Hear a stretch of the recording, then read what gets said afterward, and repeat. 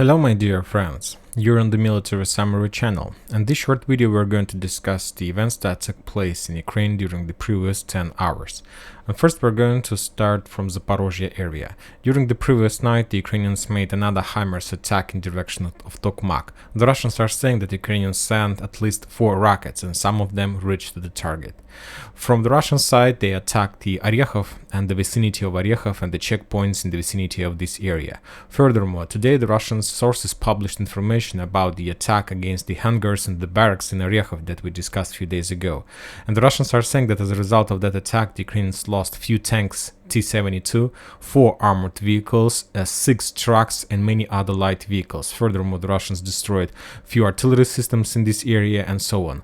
Later, after that attack, the Ukrainians took a decision to send their reserves and reinforcements to this area, trying to fix the issues and to find out and to save some vehicles and tanks in this area. And at that moment, the Russians sent the second wave of attack, and as a result of the second wave of attack, a lot of manpower and more armored vehicles were destroyed from the Ukrainian side.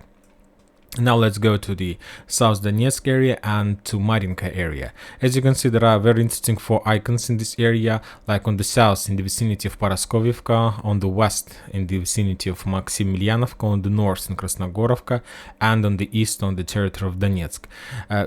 If you remember a few days ago, the last few days we were discussing the Russian progress in Marinka. As a result of offensive operation, the Russians established control over the industrial zone in the south, and to tell the truth, the Russians is about to establish final control over this town because the western part is reduced till ruined.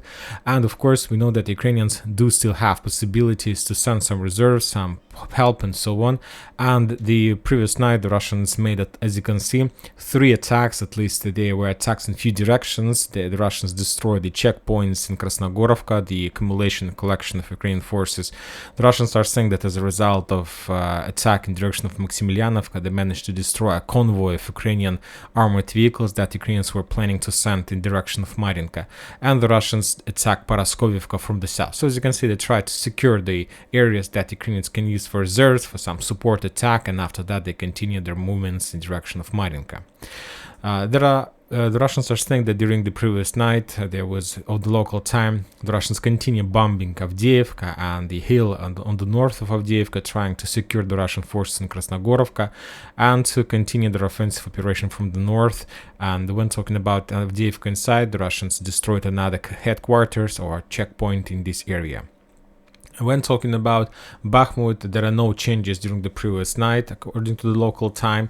As you can see, no changes, and something tells me, it's my personal opinion, that maybe the Russians took a decision to make a small operational pause because they know that this weekend is going to be Orthodox Easter. I'm not saying that they're going to announce any kind of ceasefire, but they understand that they are not able to achieve significant success within the next few days, 5 days, and then they're going to be Easter. And of course, even if the Russians are not going to announce any ceasefire with the Ukrainians, I believe that they will give possibility for soldiers in this area to celebrate this holiday and this great day. So that's why I think they are not starting anything until the end of the Easter. And after the end of the Easter, on Monday of the next week, they will start their final and greatest storm of Bakhmut, and they will, as we discussed, they're going to need to take Bakhmut at least until the May's holidays and the Victory Day. When talking about Kremenная Forest, the Russians published video, and as you can see, the Russian source map has been updated. Now they're showing some progress to the south, that they're developing their bridgehead and they're pushing Ukrainians in this forest. As you can see, even from this map, we see that the Russians established control over the 40-50% of this area, and as we know, they lost a lot of bridgehead during the previous Ukrainian counter-offensive operation. From the Ukrainian side, we know that they took a decision to leave this area and to concentrate their forces on the line between Tarskoye, Yampolovka, Grigorievka, Serebryanka, and this part is just mine. There are a lot of soldiers whose main job is just to keep their position, not to allow the Russians to develop their progress very fast. The Russians, and that's it for this short update. Military Summary channel reminds you to condemn any violence in Ukraine. Thank you for watching, subscribe to my channel, put your likes, join my Patreon, and have a good day. Bye bye.